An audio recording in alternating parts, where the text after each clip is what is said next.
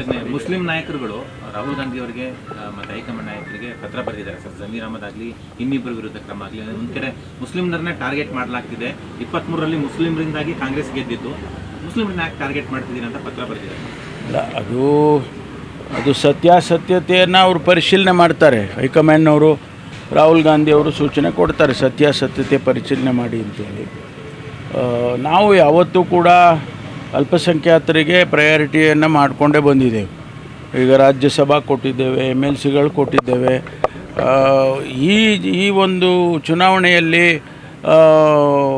ಅವರು ಸಾಮಾನ್ಯವಾಗಿ ಕಾಂಗ್ರೆಸ್ ಪಕ್ಷದಲ್ಲಿ ಯಾರು ತೀರ್ಕೊಳ್ತಾರೆ ಅವರ ಕುಟುಂಬದವರಿಗೆ ಕೊಡ್ತಾರೆ, ಅದೊಂದು ಪದ್ಧತಿ.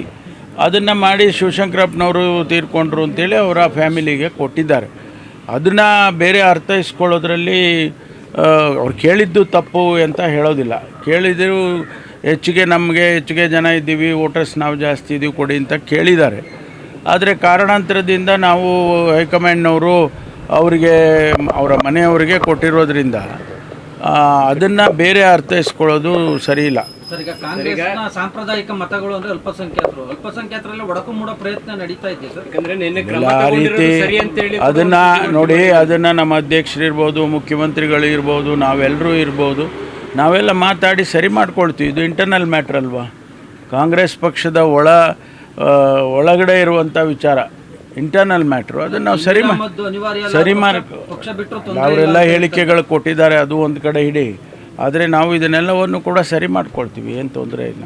ಇನ್ಸ್ಪೆಕ್ಟರ್ ಒಬ್ರು ವಿಡಿಯೋ ಮಾಡಿದ್ದಾರೆ ಸರ್, ನಾನು ದಲಿತ ಅನ್ನೋ ಕಾರಣಕ್ಕಾಗಿ ಹೈಯರ್ ಆಫೀಸರ್ಸ್ಗಳು ದೌರ್ಜನ್ಯ ಮಾಡ್ತಾ ಇದ್ದಾರೆ ಅಂತ ಬಹಳ ವ್ಯಾಪಕವಾಗಿ ಚರ್ಚೆ ಆಗ್ತಾ ಇದೆ. ಸೆಲ್ಫಿ ವಿಡಿಯೋ ನಾನು ಅದನ್ನು ಗಮನಿಸ್ತೀನಿ, ನಿನ್ನೆಯಿಂದ ಅದನ್ನು ಮಾಧ್ಯಮದಲ್ಲಿ ಬರ್ತಾ ಇದೆ. ಅದಕ್ಕೆ ನಾನು ಒಂದು ವರದಿಯನ್ನು ಕೇಳಿದ್ದೇನೆ, ವರದಿ ಕೊಡಿ ಅಂತೇಳಿ DG ಆಫೀಸಿಗೆ ಸೂಚನೆ ಕೊಟ್ಟಿದ್ದೇನೆ.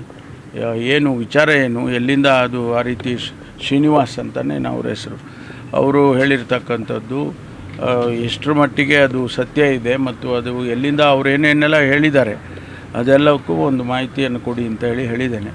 ಮಾಹಿತಿ ಬಂದ ಮೇಲೆ ಏನು ಸತ್ಯ ಇತ್ತು ಅಂತ ಹೇಳಿದರೆ ಅದಕ್ಕೆ ಏನು ಕ್ರಮ ತೊಗೋಬೇಕು ತೊಗೊಳ್ತೀವಿ. ಇನ್ನೊಂದು ಪ್ರಕರಣ SP ಕಾಶಿನಾಥ್ ಸುಧೀರ್ ಕುಮಾರ್ ರೆಡ್ಡಿ ಮೇಲೆ DGಗೆ ಪತ್ರ ಬರೆದಿದ್ದಾರೆ ಸರ್. ಎರಡು ಸೇರಿ ಟೈಮ್ ಕೊಡಿ ಅಂತಿದೆ. ಈಗ ಯಾವುದು ಅದಕ್ಕೆ ಬಣ್ಣನ ಬಯಲು ಮಾಡೋದಕ್ಕೂ ಮುಂಚೆನೇ ವರದಿ ಕೊಡಿ ಅಂತೇಳಿ ಕೇಳಿದ್ದೇನೆ.